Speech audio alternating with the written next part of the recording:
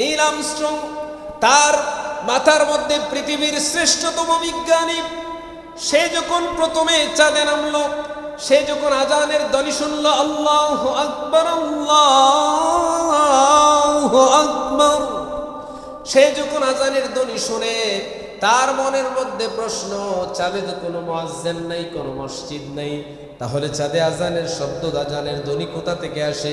তার বুঝতে বাকি রইল না, দুনিয়ার আজানের ধ্বনি চন্দ্র পর্যন্ত চলে যায়। সে কি করল? আরেকটু অগ্রসর হলো সত্য যাচাইয়ের জন্য।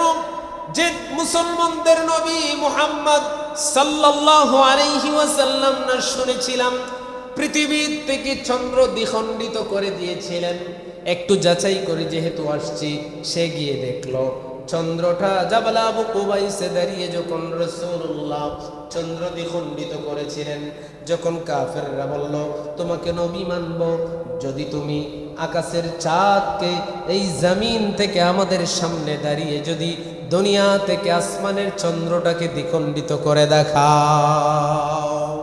আমার রাসূল মুখে বলতে হয় নাই, শুধুমাত্র শাহাদাত আঙ্গুলে করে তুললেন, ইশারা করলেন, আসমানের চাঁদ দুই টুকরা হয়ে যায়।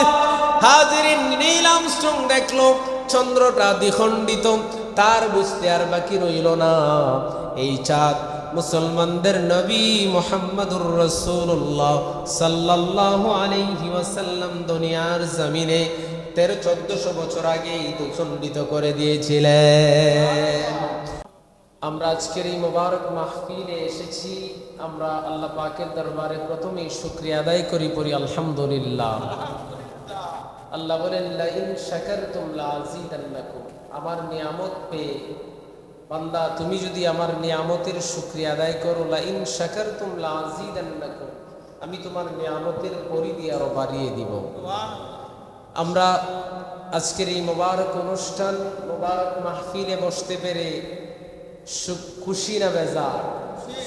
আমরা শ্রেষ্ঠ নবীর উম্মত হয়েছি, যেই নবীর উম্মত হওয়ার জন্য মুসা নবী, ঈসা নবীর মতো জবরদস্ত রাসূলগণ আল্লাহর কাছে দরখাস্ত দিয়েছেন, কিন্তু আল্লাহ তাআলা আপনি আমার নবীর উম্মত বানিয়েছেন, আপনি আমাকে বিনা দরখাস্তে। আমরা আবারও শুকরিয়া আদায় করি রবের দরবারে, সবাই বলি আলহামদুলিল্লাহ। সম্মানিত হাজিরিন, এই মোবারক মাহফিল অত্যন্ত ফজিলতপূর্ণ মাহফিল।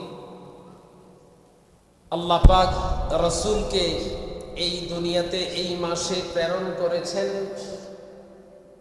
রাসূলুল্লাহর আগমনে মক্কাবাসী সকলেই খুশি ছিল না বেজার ছিল? আপনি আবু জেহেল, আবু লাহাব খুশি না বেজার ছিল? খুশি ছিল। আবু জেহেল রাসূলের জন্মে, আবু জেহেল আবু লাহাবরাও খুশি ছিল। আবু লাহাব তো খুশি হয়ে তার দাসীকে আজাদ করে দিয়েছিল। সুবহানাল্লাহ বলবেন না? রাসূলের জন্মে সকলেই খুশি ছিল। সম্মানিত হাজিরিন, শুধু খুশি নয়, উৎসবে করে তারা খাইয়েছিল মক্কাতুল মুকাররমার মানুষদেরকে। আমার রাসূলের জন্মে পুরো কুল কায়নাত খুশি ছিল। আল্লাহ তাআলা হাবিবকে বলে দিয়েছেন, হাবিব, পৃথিবীবাসী যদি খুশি নাও হয়, আমি আপনার শানকে আকাশচুম্বী করে দিয়েছি।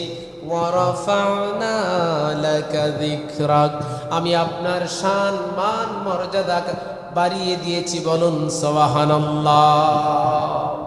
হাজিরিন, রাসূলুল্লাহর শান, মান, মর্যাদা আল্লাহ তাআলা কতটুকু বাড়িয়েছেন। আল্লাহ তাআলা পৃথিবীতে অনেক রাসূল প্রেরণ করেছেন। পৃথিবীতে আল্লাহ তাআলা অসংখ্য নবী এবং রাসূল প্রেরণ করেছেন।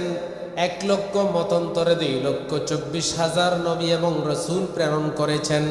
সবাই কিন্তু রাসূল নয়, সব নবী রাসূল নয়, কিন্তু সকল রাসূল নবী। ঠিক কিনা বলেন? রাসূল মাত্র 313 জন, কিন্তু আপনি যদি কোরআন ও হাদিসের কোথাও তাদের নামের ডেজিগনেশনে রাসূলুল্লাহ পাবেন না, কারণ আমাদের নবীর কালমা হলো লা ইলাহা ইল্লাল্লাহ মুহাম্মাদুর রাসূলুল্লাহ। হযরতে আদম নবীর কালমা ছিল লা ইলাহা ইল্লাল্লাহ আদম সফিউল্লাহ। ইব্রাহিম নবীর কালমা ছিল লা ইলাহা ইল্লাল্লাহ ইব্রাহিম খলিলুল্লাহ। মূসা নবীর কালমা ছিল লা ইলাহা ইল্লাল্লাহ মূসা কালিমুল্লাহ। ইসমাঈল নবীর কালমা ছিল লা ইলাহা ইল্লাল্লাহ ইসমাঈল যাবিহুল্লাহ। ইব্রাহিম নবীর কালমা ছিল লা ইলাহা ইল্লাল্লাহ ইব্রাহিম খলিলুল্লাহ। ঈসা নবীর কালমা ছিল লা ইলাহা ইল্লাল্লাহ ঈসা রূহুল্লাহ। কিন্তু প্রত্যেকেই রাসূল ছিলেন, তাদের কালমাটা হতে পারত লা ইলাহা ইল্লাল্লাহ। আদম রাসূলুল্লাহ লা ইলাহা ইল্লাল্লাহ, ইব্রাহিম রাসূলুল্লাহ লা ইলাহা ইল্লাল্লাহ, মূসা রাসূলুল্লাহ। ঠিক কিনা বলেন? কিন্তু আল্লাহ তাআলা রাসূল তাদেরকে বলেছেন, কিন্তু কারো নামের পিছনে রাসূল শব্দ দ্বারা আল্লাহ তাআলা উল্লেখ করেন নাই। কুরআনুল কারীমে আল্লাহ তাআলা আমার রাসূলকে ডাক দিয়েছেন মুহাম্মাদুর রাসূলুল্লাহ ওয়া মা মুহাম্মাদুন ইল্লা রাসূল। বড় করে বলুন সুবহানাল্লাহ। আল্লাহ তাআলা এইভাবে আল্লাহ তাআলা প্রত্যেককেই রাসূল ঘোষণা দিয়েছেন, কিন্তু কারো নামের পিছনে ডেজিগনেশনে রাসূল শব্দ ব্যবহার করেন নাই। শুধুমাত্র একজন আমার আপনার নবীর নামের পিছনে আল্লাহ তাআলা রাসূল শব্দ দ্বারা রাসূলকে সম্মানিত করেছেন। ও দুনিয়ার মানুষ, যদি দুনিয়ার কিছু মোল্লা মৌলবীরা আমার রাসূলের মিলাদুন নবীতে বেজার হয়, আমাদের কিছু যায় আসে না। ঠিক কিনা বলেন? আল্লাহ বলেন ওয়া রাফা'না লাকা যিকরাক, রাসূল আমি আপনার সম্মানকে উঁচু করেছি, সমুন্নত করে দিয়েছি, আকাশচুম্বী বানিয়ে দিয়েছি। হাজিরিন, দুনিয়ার মানুষ চিনে নাই, হাজিরিন মক্কার কাফেররা রাসূলকে চিনে নাই। কিন্তু চাঁদে যখন প্রথম নভোচারী যারা গিয়েছিল, Neil Armstrong, Michael Collins, Edwin Aldrin, চাঁদে যখন তারা তিনজন প্রথমে গিয়েছিল, নীল আর্মস্ট্রং যখন চাঁদে নামলেন, চাঁদে নামার পরে কয়েকটা জিনিস সে আবিষ্কার করলো। এর মধ্যে একটা হলো আজানের ধ্বনি শোনা যায়, আর একটা বিষয় সে খেয়াল করলো, চন্দ্রটা দ্বিখণ্ডিত ভাগ করা। নীল আর্মস্ট্রং তার মাথার মধ্যে পৃথিবীর শ্রেষ্ঠতম বিজ্ঞানী, সে যখন প্রথমে চাঁদে নামলো, সে যখন আজানের ধ্বনি শুনল, আল্লাহু আকবার আল্লাহু আকবার, সে যখন আজানের ধ্বনি শুনে তার মনের মধ্যে প্রশ্ন, চাঁদে তো কোনো মুয়াজ্জিন নাই, কোনো মসজিদ নাই, তাহলে চাঁদে আজানের শব্দ, আজানের ধ্বনি কোথা থেকে আসে? তার বুঝতে বাকি রইল না, দুনিয়ার আজানের ধ্বনি চন্দ্র পর্যন্ত চলে যায়। সে কি করল? আরেকটু অগ্রসর হলো সত্য যাচাইয়ের জন্য, যে মুসলমানদের নবী মুহাম্মদ সাল্লাল্লাহু আলাইহি ওয়াসাল্লাম না শুনেছিলাম পৃথিবীর থেকে চন্দ্র দ্বিখণ্ডিত করে দিয়েছিলেন, একটু যাচাই করে যেহেতু আসছি, সে গিয়ে দেখলো চন্দ্রটা জাবাল আবু কুবাইসে দাঁড়িয়ে যখন রাসূলুল্লাহ চন্দ্র দ্বিখণ্ডিত করেছিলেন, যখন কাফেররা বলল তোমাকে নবী মানব যদি তুমি আকাশের চাঁদকে এই জমিন থেকে আমাদের সামনে দাঁড়িয়ে যদি দুনিয়া থেকে আসমানের চন্দ্রটাকে দ্বিখণ্ডিত করে দেখাও। আমার রাসূল মুখে বলতে হয় নাই, শুধুমাত্র শাহাদাত আঙ্গুলে করে তুললেন, ইশারা করলেন, আসমানের চাঁদ দুই টুকরা হয়ে যায়। হাজিরিন, নীল আর্মস্ট্রং দেখলো চন্দ্রটা দ্বিখণ্ডিত, তার বুঝতে আর বাকি রইল না, এই চাঁদ মুসলমানদের নবী মুহাম্মদুর রাসূলুল্লাহ সাল্লাল্লাহু আলাইহি ওয়াসাল্লাম দুনিয়ার জমিনে 1300-1400 বছর আগেই দ্বিখণ্ডিত করে দিয়েছিলেন। সে ওই জায়গায় কালমা পড়ে মুসলমান হয়ে গিয়েছিল। পরবর্তীতে আপনার তার দেশের সরকার তাকে গোপন করে দিল, গুম করে দিল, কারণ পরবর্তীতে তার অস্তিত্ব খোঁজ পায় নাই। কারণ যদি সে মুসলমান হয়, এই কথাটা যদি জানাজানি হয়ে যায়, তারা ভাবল তাহলে বিজ্ঞান বা বিজ্ঞানী বলতে আমাদের কাছে হাতের মুঠোয় আর কোনো কিছু থাকবে না। সম্মানিত হাজিরিন, শুধু তাই নয়, একজন প্রশ্ন করল যে মূসা কালিমুল্লাহ আর মুহাম্মদ হাবিবুল্লাহ মুহাম্মদের মধ্যে পার্থক্য। দিল্লি শাহী মসজিদের ইমাম হযরতে শাহ আতাউল্লাহ বুখারীর কাছে আসলেন, হুজুর আমার একটা প্রশ্ন। আমাদের সমাজে দেখবেন কিছু মানুষ থাকে, কিছু মানুষ আছে হুজুরকে প্রশ্ন করার জন্য, জানার জন্য আসে, আর কেউ আসে কিছু জানানোর জন্য।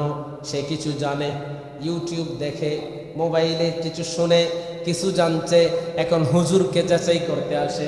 ঠিক কিনা বলেন? হাজিরিন, জানানোর জন্য আর জানার জন্য। সে যখন আসলো, জানার জানানো দুইটা পার্থক্য আছে না নাই?